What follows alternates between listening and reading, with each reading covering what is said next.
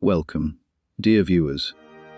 We shall be looking back at some of the life and times of Anne Widdecombe, or as regular viewers of Sir Larry the Cat, and some other YouTube channels that have wrongly banned him might know her as Granny Waddlebottom. Anne Widdecombe aka Granny Waddlebottom, 1947 to July the 10th, 2026. Elements, my dear viewers, elements, patterns, and the tragic absence of the absurd. Today, we gather not to solve a murder, but to dissect a monument. A living, or rather, recently departed monument to the glorious art of being relentlessly, beautifully, and aggressively retrogressive. The Victorian who never realized that they were living in the 21st century. The world has lost an enigma. A woman known to the criminal underworld and the daytime television viewing public as Granny Waddlebottom. Though the archives of the British state might list her under a slightly more authentic, yet equally theatrical pseudonym, Anne Noreen Widdecombe. To the untrained eye, she was merely a politician, a dancer of questionable aerodynamic properties, and a professional contrarian. But to me, Barrett Holmes, she was a masterclass in behavioral deduction. From her earliest days reading Latin at Birmingham, clearly a tactical choice to ensure she could argue with ghosts who shared her exact worldview, or converse with Jacob Greasy Smug's nanny to her final days as the grand dame of political displacement. Granny Waddlebottom was a singular phenomenon. Let us analyze the clues she left behind, shall we, viewers? The Oxford strategy and the shackle doctrine. Observe the early trajectory. Oxford PPE. Lady Margaret Hall. A term as treasurer of the Oxford Union in 1972. The uninitiated would say she was building a career. I deduce she was merely seeking an audience that couldn't easily escape. But it was in the mid-1990s, during her tenure as the Minister of State for Prisons, that the true genius of her methods revealed itself. The year is 1996.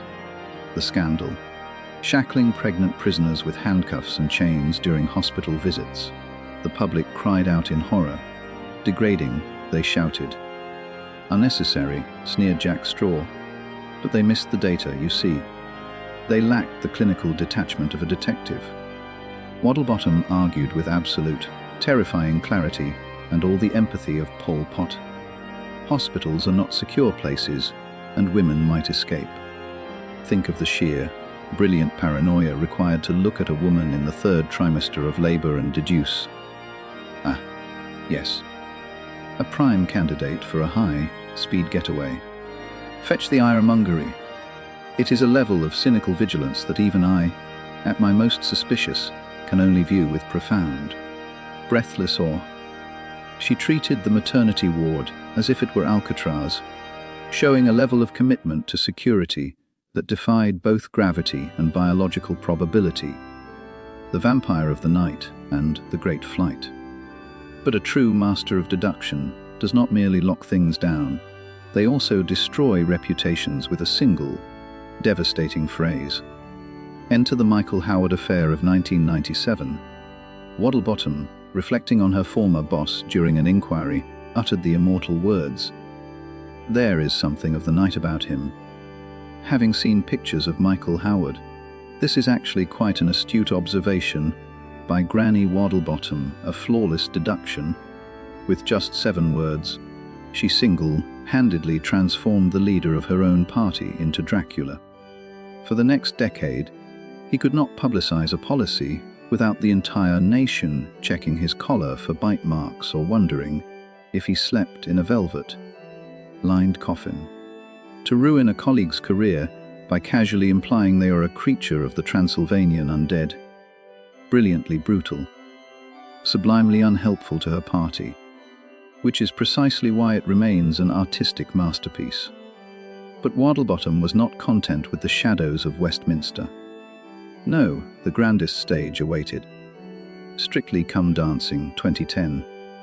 Imagine in your mind's eye the image of a rather hefty yellow cartoon bird being swung by its legs. The public saw a woman being dragged across a hardwood floor like an uncooperative sack of turnips. They saw her being spun by Anton Dubeck, as if she were a human helicopter blade. But what did I see?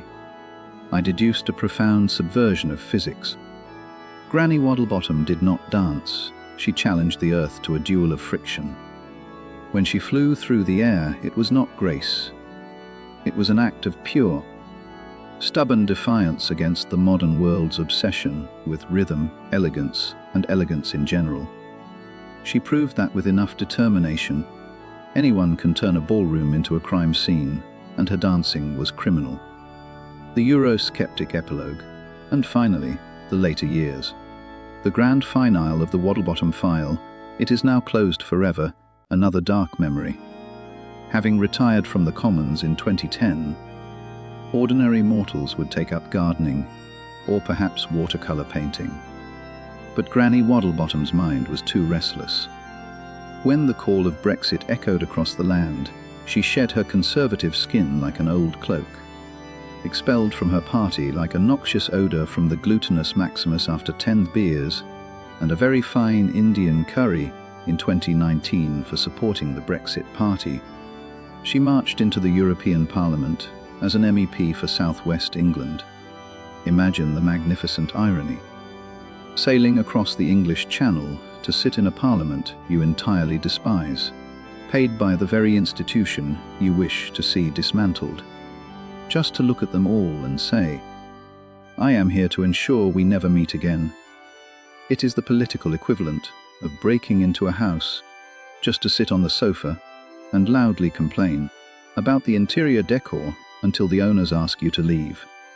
And then the final pivot deformed UK PLC in 2023, serving as the spokesperson for immigration and justice, a position she held with the same uncompromising, granite-faced certitude she brought to everything else.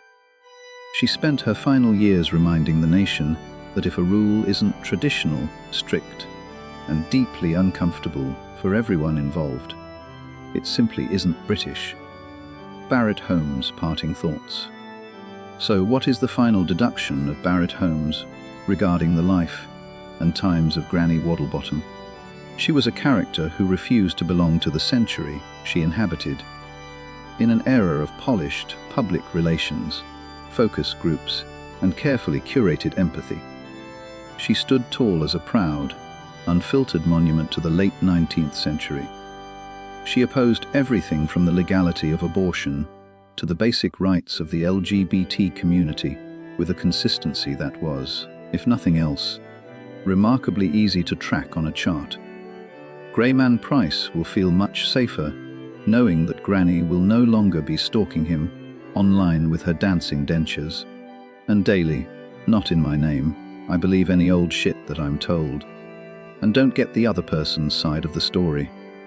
Blasé will no longer be trying in vain to be funny and failing really badly to matchmake Granny with Greyman Price. She was a detective's dream, entirely predictable, completely unmovable, and utterly immune to the passage of time. Rest in peace, Granny Waddlebottom, and may your dentures dance on for eternity. The television screens will be a little dimmer, the ballroom floors a little safer, and the maternity wards, well, significantly less chained. I have received a last-minute update.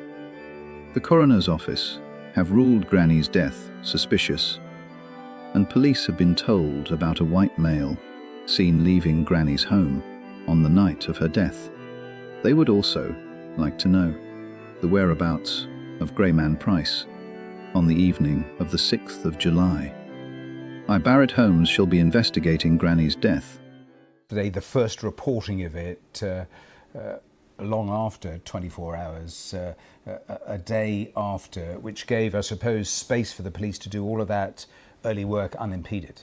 Yeah, it's an interesting point because it was more than 24 hours after her body was discovered that the police said that it was suspicious and they had launched a murder investigation. But in some ways, as you say, that gave the police some breathing space. It gave them a bit of time. It gave them a chance to carry out their initial investigations, perhaps without the gaze of the public spotlight, under the media spotlight, under the scrutiny. And that perhaps also explains why we had perhaps quite an unusually lengthy statement from the police outlining what they knew so far, the fact that she had been discovered at her property yesterday morning, deceased, as they put it, and that their investigation is wide-ranging, that it's moving at pace, that they have a suspect they're describing as a white male.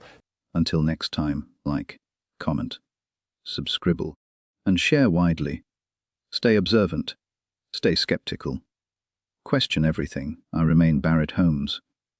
And these are the files from the defective defectors.